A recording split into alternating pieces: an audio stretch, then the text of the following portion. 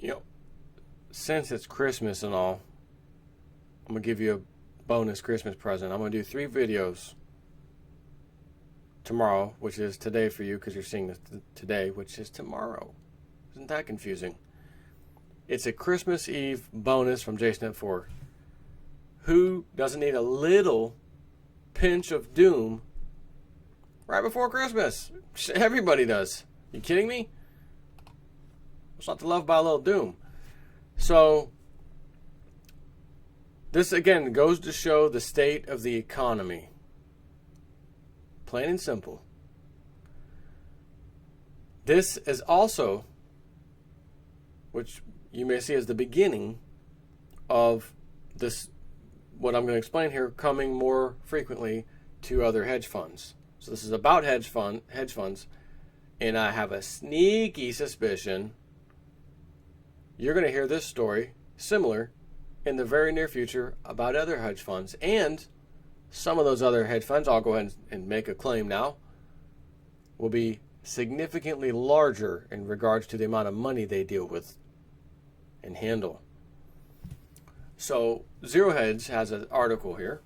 Slammed by redemption requests, these hedge funds raise gates to avoid fire sale liquidations. Thought everything was fine. Thought it was America. Isn't this America? I thought this was America. Thought everything was fine. What is it? We got 5%. What do we got now? Unemployment 5%, man. Yeah. 50 million people on food stamps still. Not sure how that number could be right with that many on food stamps, but nonetheless, come on. USA. Oh.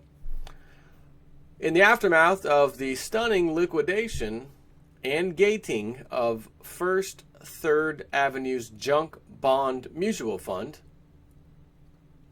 Let me just stop for a second. If I ever heard the word junk anything, and then the word investment or finance, anything attached to that word, junk something investment, would that not tell you just by the damn title, either A, not even A, it's junk, and you may be able to pump it now as if it's not junk, but I think ultimately it's going to be shown to be junk, which is why we call them junk bonds and whatnot. And can I just get that out of the way? And then everyone's going to stand around and look, junk bonds, unexpectedly. Love it. Love that word. And you are going to hear it so much when the collapse starts taking place, when the markets start really dumping. Get ready to hear every channel you turn to. Unexpectedly. And I'm going to sit here and say, very expectedly, I'm reading this today, and very expectedly. That's what I'm going to be doing. So in the aftermath of the stunning liquidation and gating of First Third Avenue's junk bond mutual fund, and shortly thereafter several other fixed income hedge funds, investors have been following with great interest capital outflows from the fixed income space. However, while the junk bond space is certainly ripe for fireworks, even more dramatic events are taking place in the far more familiar equity space, where the redemption submission deadlines looming or have just passed, LPs and other hedge fund investors have decided that after 7 years of underperforming the market, it's time to get out, and are doing so with a bang. Bang, bang, bang. Foot up a dog's butt.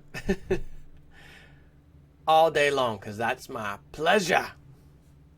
In case you don't know what that's from the original movie Friday from 1995 or 4. Bang, bang, bang. Time to get out of these bonds. Bang, bang, bang. Case in point, Carlyle's Claren Road. We first profiled the deeply troubled hedge fund 4 months ago. Zero Hedge did. When we reported that investors had redeemed nearly half, or $2 billion, of the firm's total $4.1 billion in AUM. By way of background, Claren Road was founded in 2005 by former Citigroup Inc. credit traders Brian Riano, John Erickson, Sean Fahey, and Marino. Carlyle bought a 55% stake in Claren Road 5 years ago as part of a push into the hedge funds. As it peaked less than a year ago in September 2014, Claren Road managed $8.5 billion. As we further said in August, Claren Road is facing redemptions that will pull 48% of the fund's investments, forcing across-the-board liquidations, mass layoffs, and what will ultimately certainly be the fund's liquidation. And 4 months later, we are halfway there. According to an update by the Wall Street Journal, in a rush to beat last week's fourth quarter redemption deadline, investors submitted withdrawal requests for another $950 million or $1 billion from Claren Road. In the process, slashing the fund's AMU by half for the second consecutive quarter. According to the Wall Street Journal, the firm is expected to have $1.25 billion under management as of January 1st, down from $8.5 billion as recently as September 2014. It's a hell of a move down, isn't it? Worst, the fund has now seen its AMU cut by half for 2 quarters in a row, in the process forcing liquidations of whatever securities it may have left and putting downward pressure on the asset prices of securities it once invested in. And while we did forecast the inevitable liquidation of the once reputable hedge fund, a new twist has emerged. It appears gates are not only a debt thing, where highly illiquid securities may, if not justified, then explain why a hedge fund is forced to gate. According to Wall Street Journal, in an attempt to avoid forced liquidation, Carlyle's hedge fund also had no choice but to gate redemption requests. It says Claren Road previously told clients that it would delay full payment of withdrawals requested in the fourth quarter, as it had with their third quarter requests. The $1.25 billion under management as of January doesn't include funds that are to be paid back. Investors hoping to get quick access to their depleted funds are not happy. And it says the delayed repayment schedule, unusual. Is it like unexpectedly? Unusual since the financial crisis ended. Yeah, we're not in a financial crisis anymore. It's just highly unusual. Highly unexpected. The delayed repayment schedule, unusual since the financial crisis ended, has rankled some investors. Rankled. Hold on. I just, give me 1 second. Dictionary. Rankled. Reference.com. Rankle or rankled. Verb. Used without object. Rankled or rankling. Number 1, of unpleasant feelings, experiences, etc. To continue to cause keen irritation or bitter resentment within the mind. Fester. Be painful. Or number 2, verb, used with object, rankled or rankling, to cause keen irritation or bitter resentment in. His colleagues' harsh criticism rankled him for days. Oh, let's throw that word in there. We need that in this article. Rankled. Has rankled some investors. Rankled.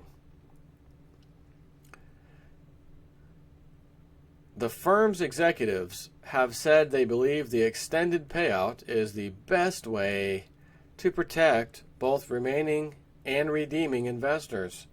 The firm has told clients it won't immediately pay back about 2/3 of the nearly $2 billion in withdrawals requested in the third quarter.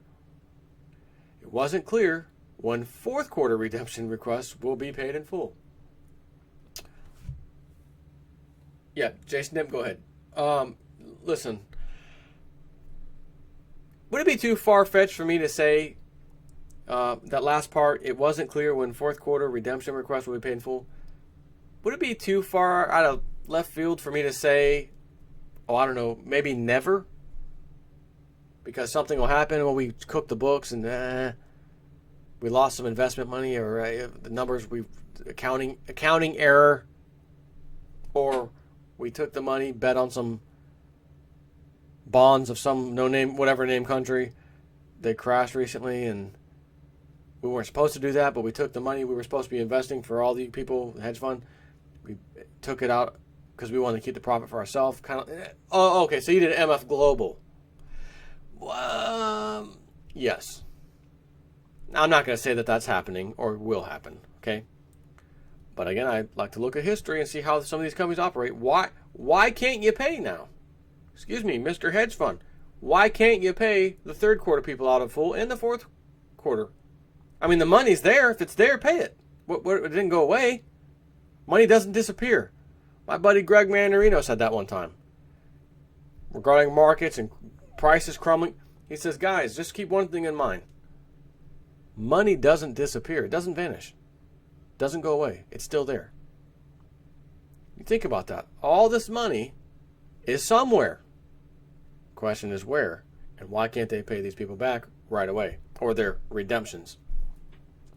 Claren Road's reaction is understandable. The last thing it wants is for competing hedge funds to heavily short its longs and vice versa, in the process forcing it to liquidate at even more disadvantageous prices. Even so, it has merely delayed the day of reckoning. Worse, since it is unclear when the hedge fund and its peers will ultimately pull the plug on liquidating existing positions from the side book, there will now be a constant lid on stock prices, as any and every ramp will be promptly taken advantage of by Claren Road to sell into.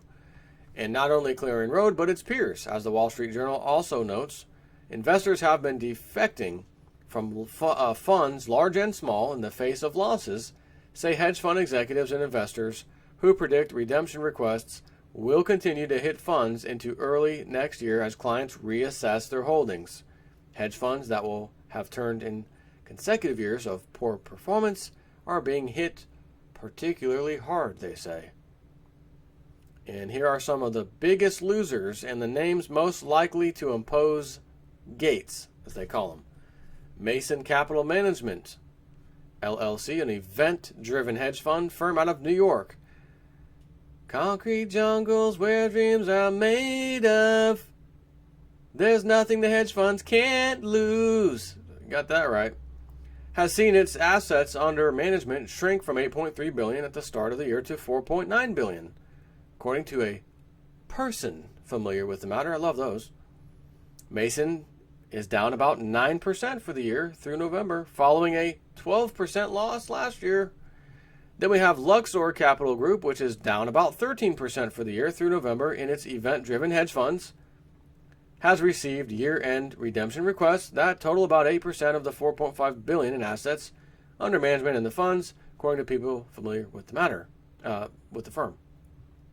The strategy lost 10% last year, by the way. Then we have Red Mountain Capital Partners, Los Angeles-based firm started by Goldman Sachs Inc. veteran William Mesdag to take activist positions in small-cap companies, converted to a $500 million closed-end vehicle in September after experiencing losses in the low teens. The change, which was approved by the firm's investors, means that investors looking to get out of the fund this year can instead expect to receive the last of their funds back within roughly 5 years, Mesdag said. I'm going to stop right there. I don't need to read anymore. All that goes into my mind is so simple. It's so easy. You hear all this crap and my money's tied up. I can't get it out. I want a redemption. You can't get it ready. 5 years for you. If you just bought some gold and silver all these years. Again, even going back to 2000, we had the low of 250 or whatever it was for gold. It's still pushing close to 1100, right? You know, matter of fact, let's be real accurate. See exactly what this price is right this second. 1073. 250 times 400% increase is 1,000. And of course, it's not 1,000, it's 1,073 right now. So even with these depressed, rotten prices in precious metals that you could be holding in your hand in a safe, nobody knows you got it. IRS doesn't know. Government doesn't know. Nobody knows. You could do whatever you want with it. That talk about real freedom. Not freedom from your Capital One or Chase Capital, whatever the hell. Forget your freedom card. No. Freedom. Precious metals. Go to the coin store, sell a few, cash, boop, or a check, cash it out of his bank, done. Off the books, off the record, it's your money. It's J.G. Wentworth, man. It's my money and I need it now. Take a stack of silver down there, sell it. It's my money and I need it now. So, when I see all this, again, it's just like Lindsey Williams said. When all this is said and done, when all this rotten economic system crashes, the markets and all, if you have anything invested in any kind of piece of paper, it won't be worth the paper it was written on when this goes down. Well, good news for us. Hopefully, when I say us, I'm talking to all you and you guys agree. Precious metals ain't paper. It's in your safe or in your possession. Now, yes, they do have paper precious metals you can buy, which is how they rig the markets. I don't mess with that crap. I learned my lesson in 2008. From that day forward, I'll never play that market again, and I will continue buying physical. And as a side note, I accepted the settlement thing with Bank of America, the mortgage thing in my house. Got that check in a couple days ago, deposited it. And all this time, we've been able to pay down our debt anyway, so we have a bit more money than we expected. Unexpectedly, JSNP4 had more money than he expected. So, since it was unexpected, I'm thinking about may go buy 100 or so, a couple hundred ounces maybe, of silver. And to be honest with you, I feel like the clock is ticking on that. If I'm going to do it, I need to get on it, because if the Webbot ends up being right on this, we're going to see a big jump in silver that no one was, except for us, was waiting for based off of the Webbot data. And I don't want to say, oh, okay, now's the day I want to go buy some. Oh, crap, it just went up $2-3.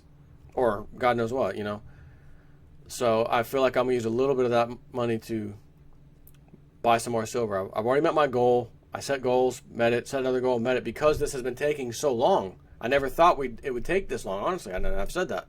And that goes for everything that we were expecting in the world, not just silver prices. So the longer it prolongs, honestly, okay, that's a little bit better for us. We can stack some more, we can do things more, we can prepare some more for certain things. So hell, might as well go buy another 100 or 200 ounces, because if I don't, when you're looking at extra money in your bank account and you're like, oh man, I kind of always wanted such and such, or maybe I ought to go get that one thing out. Your mind can get to you, and then the sheeple mode turns on. And I'm gonna tell you, old J Snip. When old J Snip's got a couple extra dollars in the bank account, it's real easy for J Snip to justify something that, did you really need a four-wheeler? Well, yeah, because the kids love riding on it. It's fun. It's entertaining. That's the justification. J Snip, you in the damn city, did you really need a four-wheeler? Can I refer to the Magic 8 Ball? Did J Snip 4 really need a four-wheeler?